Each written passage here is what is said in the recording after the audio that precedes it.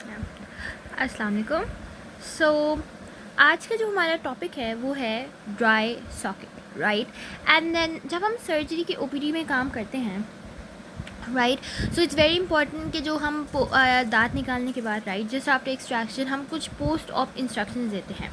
And one of the very important post of instructions that we give is that आपको 24 hours के बाद, ठीक है, नीम गर्म पानी में, अगर आप ब्लड प्रेशर के मरीज़ नहीं हैं तो चुटकी भर नमक लेकर उसके गरारे करने हैं दिन में 3 से 4 बार, ठीक है, ज़्यादा करें तो बेहतर होगा, for about a week. Okay, now हमने तो ये इंस्ट्रक्शन दे दी, but it is not always it's not always going to happen कि जो हमारा पेशेंट है ही और she would follow the instructions, right.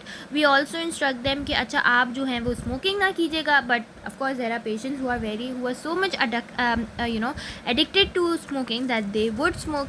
So all of these things, या फिर कोई है पेशेंट है जिसकी नेचुरली फिब्रोनेलिटिक एक्टिविटी ज़्यादा है, राइट, तो अगर वो उस जगह पे सॉकेट पे ब्लड क्लॉट बना भी, पर वो जो फिब्रिलेटेड एक्टिविटी ज़्यादा है उसकी वजह से वो वैसे ही ख़त्म हो गया।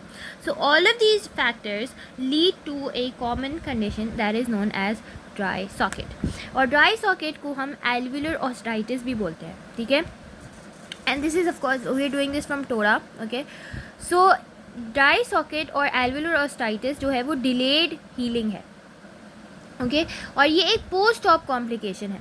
और ज़रूरी नहीं है कि ये इस हीलिंग के साथ जो है वो हमारे साथ पेन, फीवर, इरिथमा वगैरह भी हो रहा होता है, पर इसकी जो क्लिनिकल मैनिफेस्टेशन है जो है वो हमें कैसे पता चलेगा कि ड्राई सॉकेट है। फर्स्ट ऑफ ऑल जब पेशेंट आएगा तो वो हमारे पास कंप्लेन के साथ आएगा, और उसकी कंप्लेन ये होगी कि डॉक्टर साहब मुझे बहुत ज़्यादा थ्रॉबिंग पेन हो रहा है, ठीक है, pain that is throbbing in nature, जो कि मेरे ईयर की तरफ रेडिएट कर रहा है।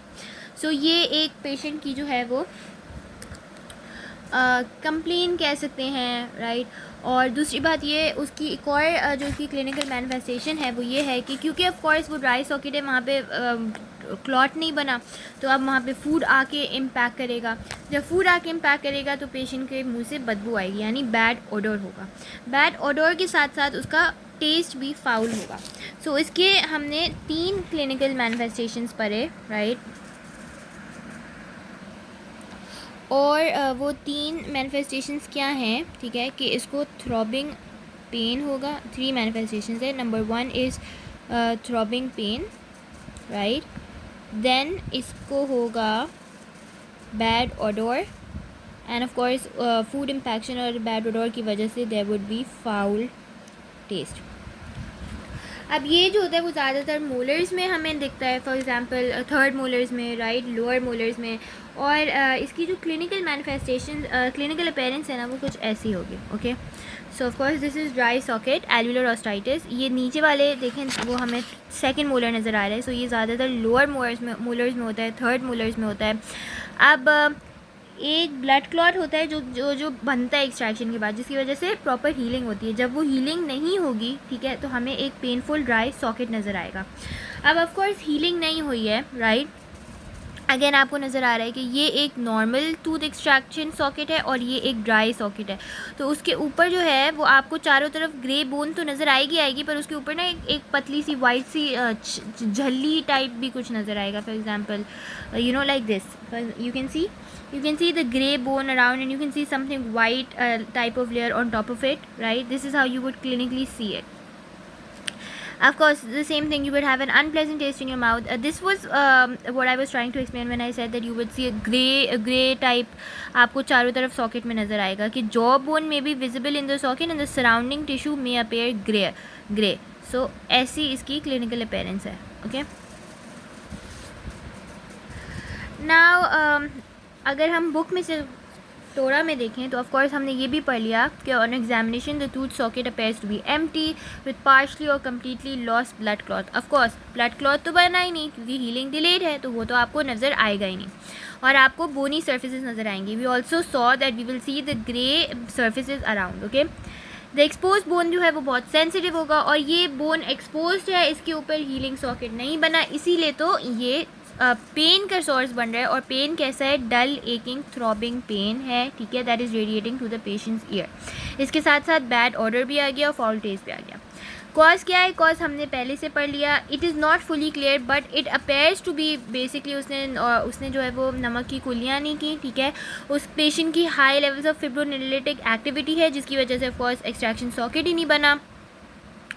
ठीक है, और ब्लड क्लॉट जो है वो लाइस हो गया. इसके अलावा जो है वो इसके क्या रीज़न्स मैंने बताए थे. इसके अलावा ये भी रीज़न्स होते हैं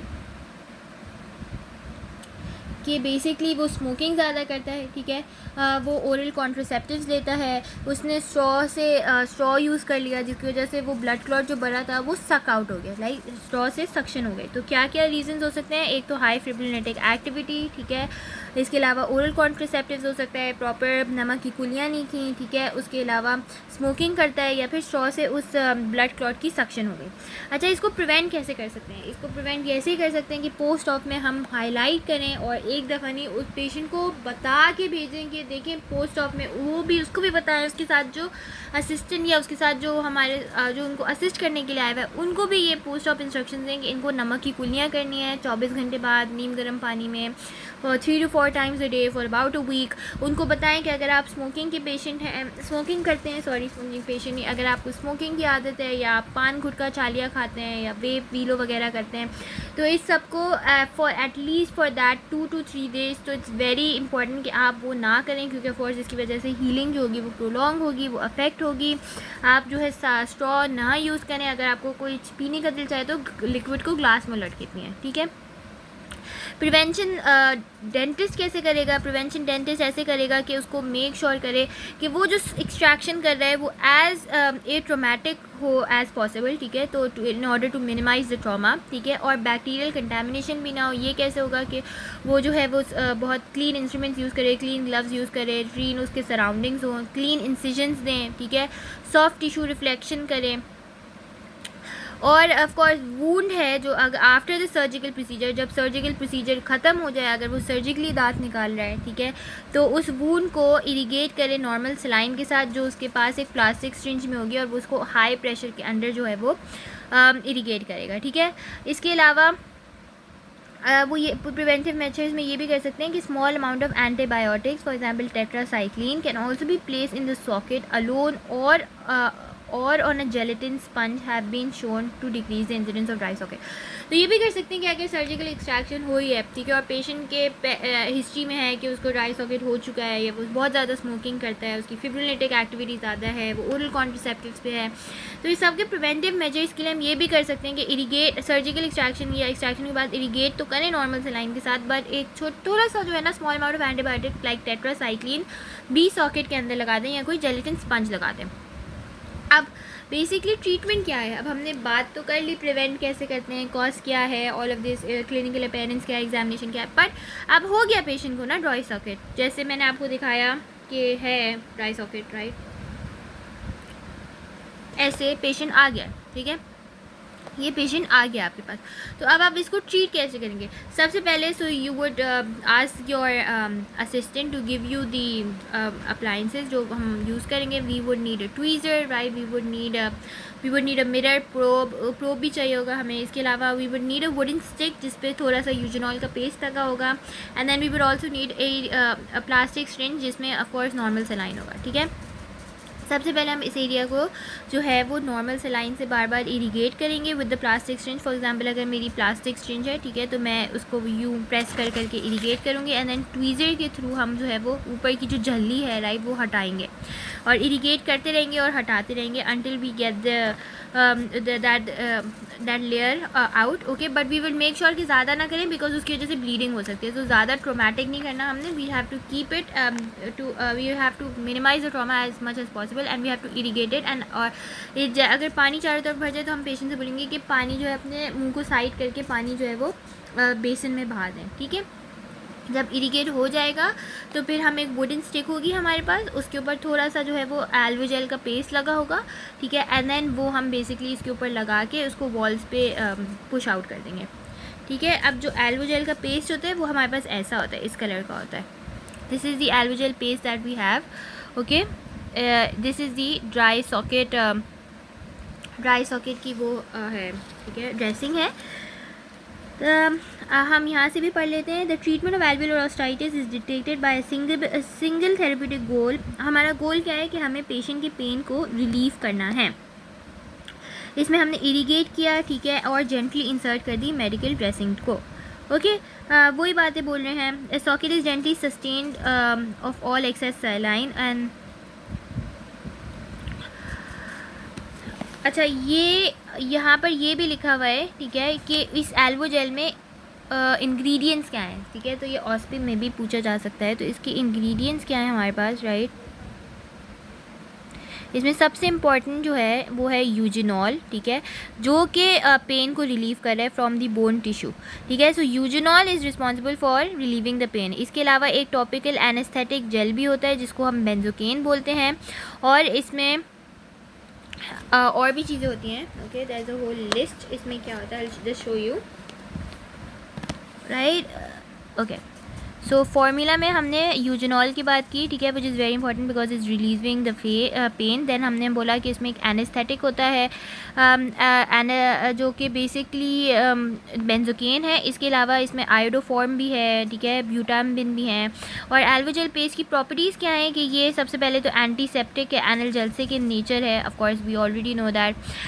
जो यूजिनॉल है वो एनाल्जेसिक है, वो पेन को रिलीव कर रहा है, ठीक है. जो आयोडोफॉर्म है वो एंटी माइक्रोबियल एक्टिविटी के लिए है, ठीक है. जो ब्यूटाम्बिन है वो एनेस्थेटिक एक्शन प्रोवाइड कर रहा है. बुक में बेंजोकेन लिखा है, वैसे ब्यूटाम्बिन होता है. Will go with benzocaine.